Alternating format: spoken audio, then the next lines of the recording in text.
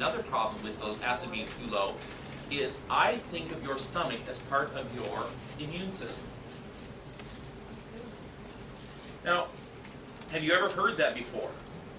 Yeah. Why would your stomach be part of your immune system? I thought it was part of your digestive system. Produces antibodies? Good.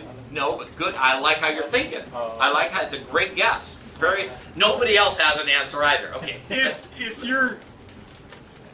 If your stomach is designed to take in and break something down, Yeah. if you're taking in any foreign objects that are not good for you, it should break those down too. Ding, ding, ding, ding, ding. Do you remember that E. coli outbreak in the Jack in the Box restaurants all those years ago? Oh, yeah. Why did some people die and some people didn't? Did you ever ask that question? Yes. And Stronger stomach. because they all ate the contaminated meat, right? And where did it go? Here.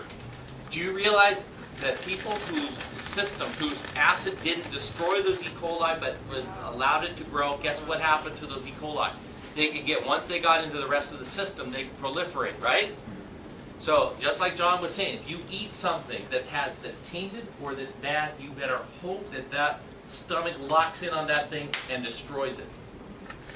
Alright? Yeah. You hear about a lot of little kids that have E. coli, they don't make it a lot of the times. Now, their parents aren't giving them that medication, are they? No, no. Or But how their many system kids, hasn't built up enough in you. yeah, and you start to think, remember, when you start talking about a kid, how much does it take to destroy them, and also are their immune systems as sophisticated, not because they don't have as much experience.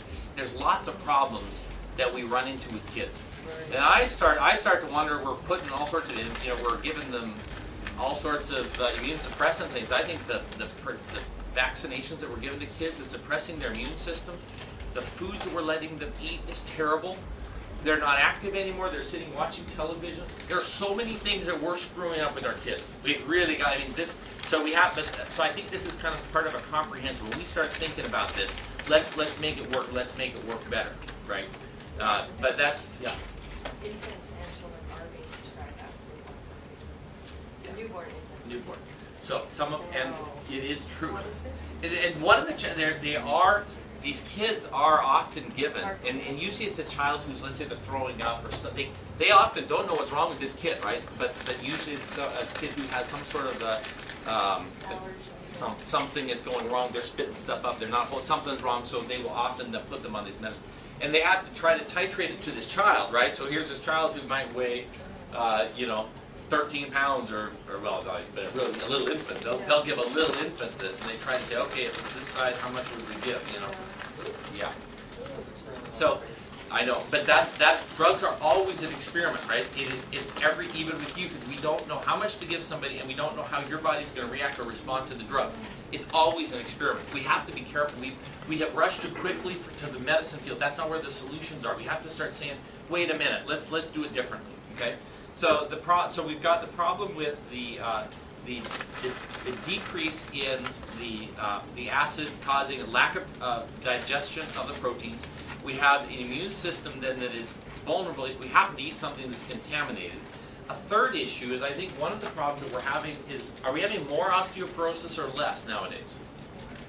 It seems like there's a lot of problems with that. People are breaking hips and things. And I think one of the things that sets this up is a lot of people have been taking these antacids and some of these acid-reducing medications. Because calcium requires an acidic environment for absorption, guess where calcium would be absorbed? In your stomach, right? So it's not digested, but that's where it's absorbed, okay? So you think, wait a minute, if I reduce the acid, it will make it harder for my body to absorb calcium. So here you're taking a pill for your stomach, and inadvertently you create a metabolic problem that's going to contribute to you having problems with your bone density years later, right? And they talk about the problem that people shouldn't be taking these pills for a very long time, but what my experience has been is people, if they find one of these medicines that makes them feel better so they don't have as much heartburn, they will take that medicine the rest of their life. I cannot tell you, and one of my frustrations is, have you ever heard once you go to a chiropractor, you go for what? For the rest of your life. That is one of the things, when I talk to people who are somewhat critical of chiropractic, or they don't understand why would someone go to a chiropractor, They say, oh, once you go, you have to go the rest of your life. And I go, of course. I can't imagine any other strategy. But someone who's skeptical of it, they don't get that. And yet, in the same breath, once someone is given cholesterol medicine, how long do they take it? For the rest of their life. If they have blood pressure, high blood pressure, they're given high blood pressure medicine, and they take that for the rest of their life. If they have diabetes, it's for the rest of their. All these drugs are for the rest of their lives. And why don't people say, well, once you go to the medical doctor, you're going to have to go the rest of your life? It's like, wait a minute. Let's keep thinking about what we're doing. Let's not just that's too trite. Let's think about this and talk it through. So that's when we talk about the stomach. That is something. And think about the job of your stomach. It produces 60,000 quarts of digestive enzymes over your lifetime. You know how much food you're going to digest in 70 years? And by the way, it's tons. 40 tons. How many elephants is that? 20 elephants over your lifetime. So if you live more than 70 years, it'll be more. So now, how can the stomach do that? How can it have acid in it and not get destroyed? Amino acids. Okay, so the stomach breaks the proteins down into amino acids, but why doesn't the stomach itself get dissolved? And who said mucus? Yeah. There are cells within the stomach, there are some mucus cells also in the food tube, but the mucus is more designed to help the food travel down, probably. There may be some protection on the food tube in the lower end for the mucus that the food tube makes. But the stomach has some very special food tubes, and it has some enzyme cells, primarily the acid, and it also makes pepsinogen. So there are some very specific cells. Now, the surface of this, if you think about the stomach being inside out, so the very interior of the stomach, those cells don't last very long. They might last 5 minutes because the acid is highly caustic.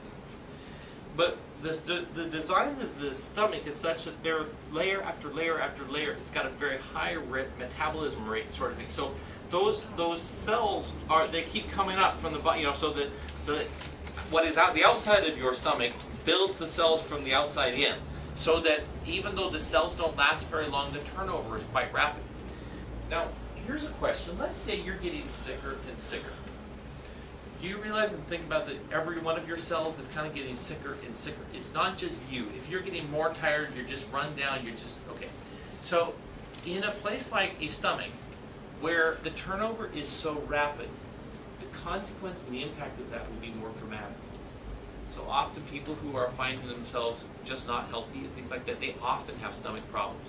So one of the strategies is if we can help you get healthier, and then really we want to get your stomach healthier too, but that's one of the first places that people will start to notice a change. So it's really important that we do that. So the nerve to the stomach comes from where? Where do you think your stomach nerve branches out? It branches out of the spine, but where in the spine? Let's think about this. Huh?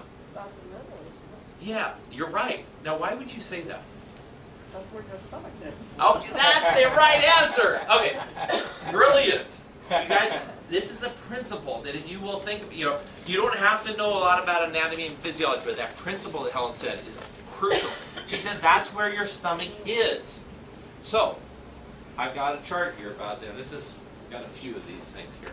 But the principle is going to guide us when we start talking about the organs and glands. Now, what you're going to have to know is where is the organ, right? That's going to be something that we're going to have to do, because that is going to drive the thing. But this is the principle. Let's say you're having sinus issues.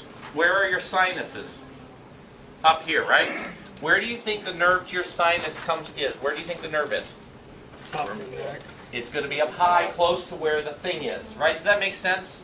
So on an innate or instinctive position, that is almost always correct. There are a few exceptions to that, but I would say that's good enough for government work here. Okay, what we're doing is we're trying to figure this out. So the stomach, since it's here, the nerve is here. Okay? So do you realize that most people with indigestion, GERD, hiatal hernia, whatever it is, guess where their problems tend to be? In their upper back and mid-back.